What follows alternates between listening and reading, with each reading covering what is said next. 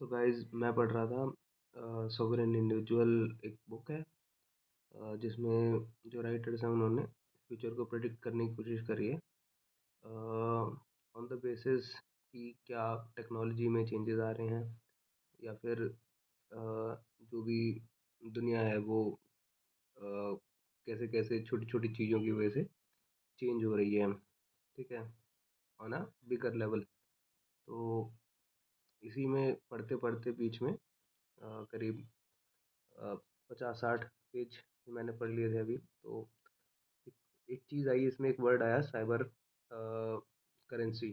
तो ये जो साइबर करेंसी था इसको मैं थोड़ा सर्च करने लगा।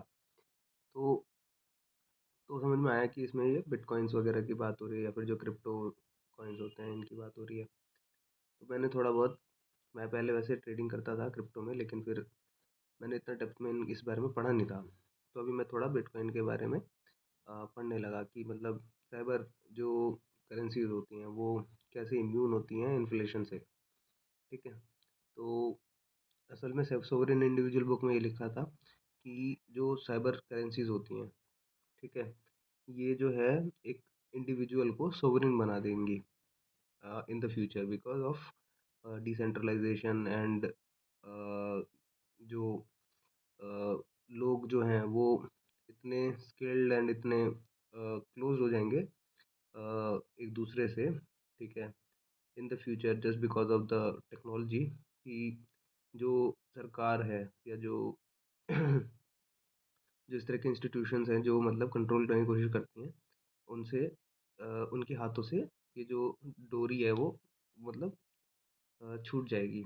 तो इसी पे था कि भाई इन्फ्लेशन जो है वो सरकार पहले क्या करती थी कि सरकार के हाथ में था कि इन्फ्लेशन कितना लाना है, लोगों के पैसे जो उन्होंने हार्ड एंड मनी रखा हुआ है उसकी वैल्यू क्या रखनी है। क्योंकि होता क्या है इन्फ्लेशन में, क्या है, मान लो आपके पास 10 रुपये पड़े हैं, आपका हार्ड एंड मनी है, तो क्या होगा कि सरकार ने पैसे ज़्यादा छाप दिए। ठीक है, तो क्या होगा कि आपका जो 10 है उसकी वैल्यू 5 रह जाएगी। ठीक, जब वो 5 रह जाएगी तो आपको वो चीज़, एक तो आपकी वैल्यू हो गई 5 रुपये। ठीक है, दूसरा जो आपने 10 रुपये का सामान था वो 20 रुपये में मिल रहा है अब। तो आपका मोटा मोटा जो आपको 10 रुपये का सामान मिल रहा था वो 20 रुपये में मिल रहा है, और जो आपके 10 रुपये की वैल्यू थी वो 5 रुपये रह गई। तो एक तरह से 4 गुना का नुकसान है।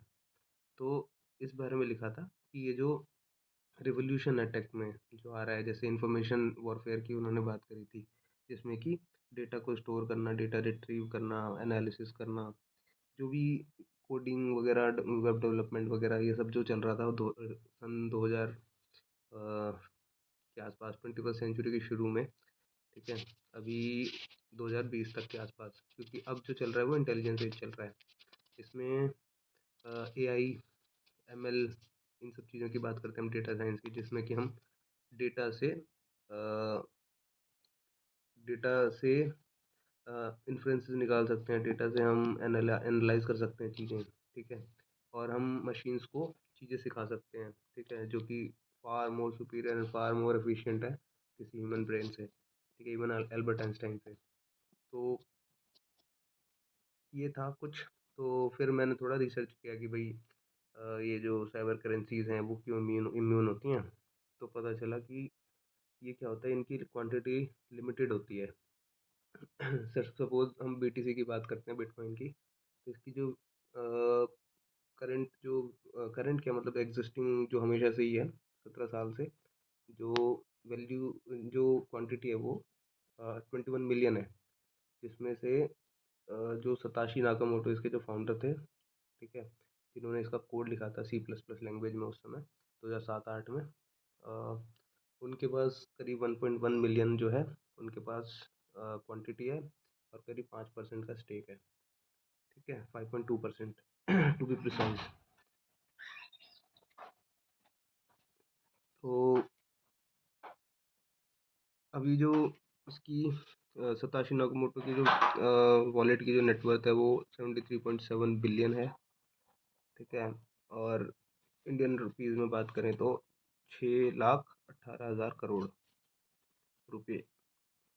ठीक, और पिछले 17 साल में एक भी कॉइन नहीं निकला है। ठीक है, may be because of identity reveal.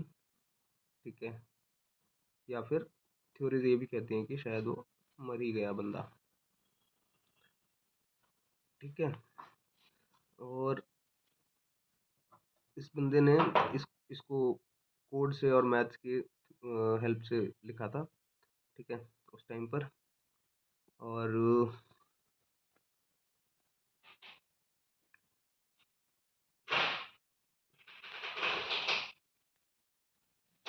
क्या होता है कि जब कोई किसी चीज़ की क्वांटिटी फिक्स्ड होती है तो वो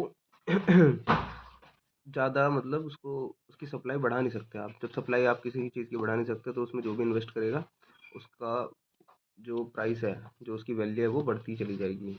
अगर आज किसी चीज़ की वैल्यू 100 रुपये है, ठीक है, और उसको 10 लोग और लेना चाह रहे हैं तो उसकी वैल्यू 100 से 1000 हो जाएगी फट से। ठीक है। और दूसरा इसमें हाविंग भी करी जाती है, लाइक 4-5 साल के इंटरवल में हाविंग होती है, जिससे कि जो नए कॉइन्स आ रहे होते हैं उसकी सप्लाई रुक जाती है। रुक क्या जाती है, 50% रिड्यूस हो जाती है। ठीक है, ये प्री प्लान्ड और ये प्री प्रोग्राम्ड इवेंट है जो नाकामोटो ने उसी समय कर दिया था। तो लास्ट जो हाविंग हुई थी वो 2024 में हुई थी, अब 2028 में होने की आशंका है।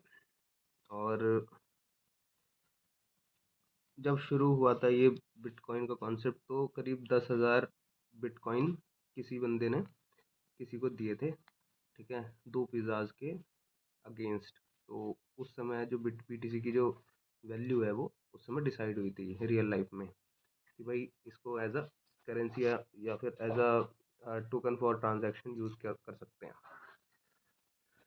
तो शुरू में क्या करते थे लोग, जो एक दूसरे के बैंक अकाउंट में पैसे डाल देते थे, और अपना जो गिफ्ट कार्ड जैसे आईट्यून्स का कार्ड होता है या फिर गूगल प्ले के कार्ड होते हैं, बहुत सारे कार्ड्स होते हैं बाहर यूएस वगैरह में, तो कनाडा वगैरह में। तो सब एक दूसरे को अपना कोड वगैरह दे देते थे या फिर डायरेक्टली बैंक अकाउंट में ट्रांसफ़र कर देते थे उसके पैसे। और उससे बीटीसी वॉलेट में पैसे ले लेते थे। और ये पूरा सिस्टम जो बीटीसी ट्रांसफ़र का था, wallet and transaction and everything, ये सताशी नाकामोटो ने उसी समय कोड किया था। ठीक है, बाय हिमसेल्फ। तो पहले लोग, हाँ, ईमेल्स में भी मतलब ट्रांजैक्शन कर लेते थे। वो एक फॉरम था बिटकॉइन टॉक करके।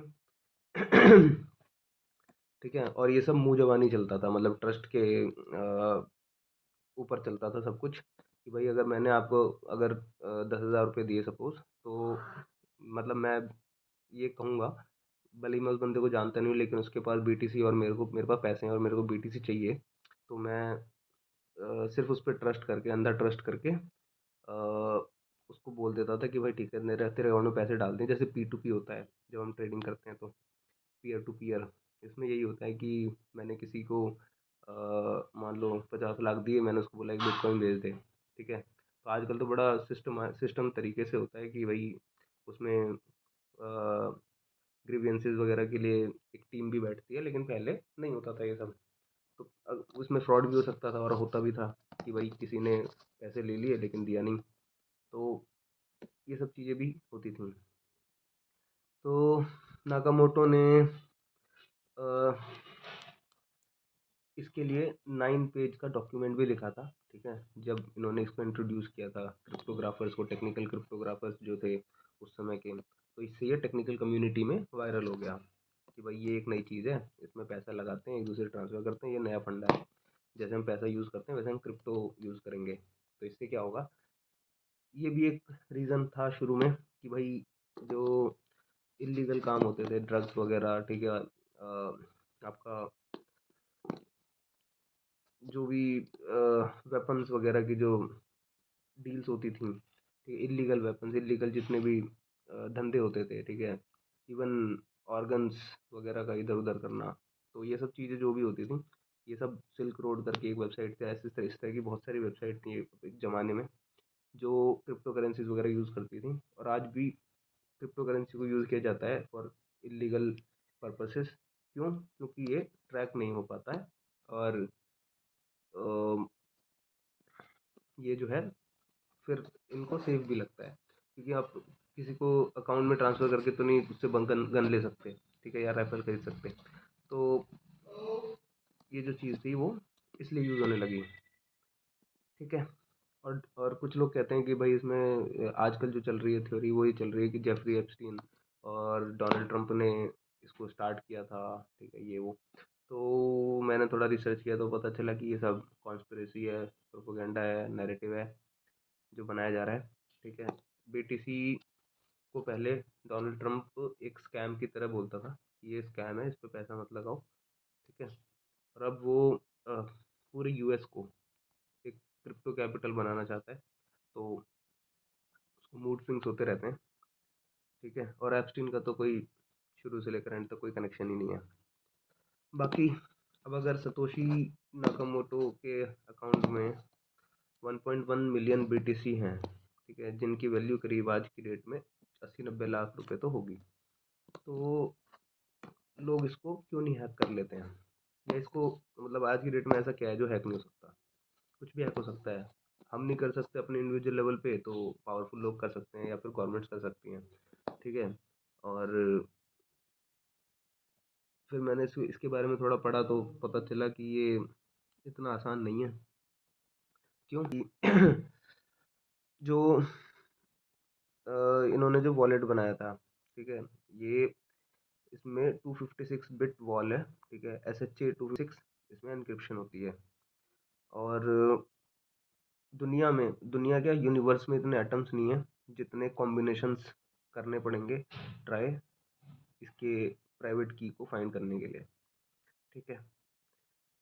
तो ये नेक्स्ट टू इम्पॉसिबल है। और इस पूरे यूनिवर्स क्या पूरे इस प्लेनेट के जितने भी सुपर कंप्यूटर्स हैं वो मिलके भी करोड़ों सालों में भी इसको हैक नहीं कर पाएंगे। तो ये लिमिटेशन है पावर की, ठीक है, क्योंकि इन्होंने इसको डिज़ाइन ही ऐसा किया है नाकामोटो ने। कोई कंट्रोल्ड या कोई सेंट्रल सर्वर नहीं है जिस पे बिटकॉइन रहता हो या बिटकॉइन के वॉलेट का डेटा स्टोर हो कि वहाँ से निकाल लिया जाए डेटा। क्यों? क्योंकि ये जो माइनर्स होते हैं, ठीक है, जैसे मान लो मेरे यहाँ पर भी अगर रिग पड़ी हो, तो ये पैरेलली ऐसे पता नहीं कितने जितने भी माइनर्स हैं, ठीक है, माइनर्स मतलब क्रिप्टो माइनर जो माइन करते हैं क्रिप्टो को, ठीक है, बीटीसी को। तो उन पे ये पैरेलली एक साथ चलता है, ठीक है। कोई सेंट्रल सर्वर नहीं है, कोई वन स्पॉट नहीं है जहाँ पर आप इसको जाके हैक कर लो या डेटा निकाल लो या उसका प्राइवेट की निकाल लो और पैसा ट्रांसफ़र कर लो। एक चैलेंज है इसमें भी कि क्वांटम कंप्यूटर्स जो आ रहे हैं आजकल, ठीक है, जो क्यूबिट्स पे परफॉर्म करते हैं, वो इसको हैक कर सकते हैं, ठीक है। बट क्या सच में कर सकते हैं? तो इसका आंसर है अभी भी नहीं। क्यों? क्योंकि जो करंट जो सबसे मोस्ट पावरफुल क्वांटम कंप्यूटर है विलो, ये गूगल का है। तो इसमें भी करीब 100 से 500 क्यूबिट्स तक की कैपेसिटी है, ठीक है। लेकिन अ, इस अ, इस तरह के जो वॉलेट्स है या जो बीटीसी को अगर आपको हैक करना है या इसका आपको प्राइवेट की का कॉम्बिनेशन वगैरह के लिए अगर मतलब आपको कुछ एल्गोरिदम चाहिए या फिर आपको कंप्यूट करना है, तो उसमें करीब आपको 13 मिलियन से लेकर 300 मिलियन तक क्यूबिट्स फिजिकल क्यूबिट्स होने चाहिए आपके पास। तो ये जो है मोटा मोटा ये चीज़ काइंड ऑफ सेफ है, ठीक है, अगर आपको अपने पैसे को डिसेंट्रलाइज रखना है, इन्फ्लेशन से बचा के रखना है, रिटर्न्स भी मिलता हो, ठीक है। मैं कोई फाइनेंशियल एडवाइस नहीं दे रहा, बट हाँ मतलब जो भी मेरे को अभी तक समझ में आया, जो मैं बुक पढ़ रहा था, मेरी एक आदत है कि मैं कोई एक वर्ड पढ़ूंगा जो मेरे को नहीं समझ में आया तो मैं उसके ऊपर 13-14 पेज के नोट्स बना दूंगा या उसको थोड़ा सा डेप्थ में पढ़ने लग जाऊंगा जिससे वो चीज़ मेरे एकदम दिमाग में क्लियर आ जाए। तो यही था। बाकी आई होप कि अच्छी लगी होगी वीडियो, थोड़ी इन्फॉर्मेटिव होगी और मे बी आपको एक नया डेटा पॉइंट मिला होगा जिससे आपकी थोड़ी नॉलेज बढ़ी होगी। तो मिलते हैं नेक्स्ट वीडियो में। Bye bye.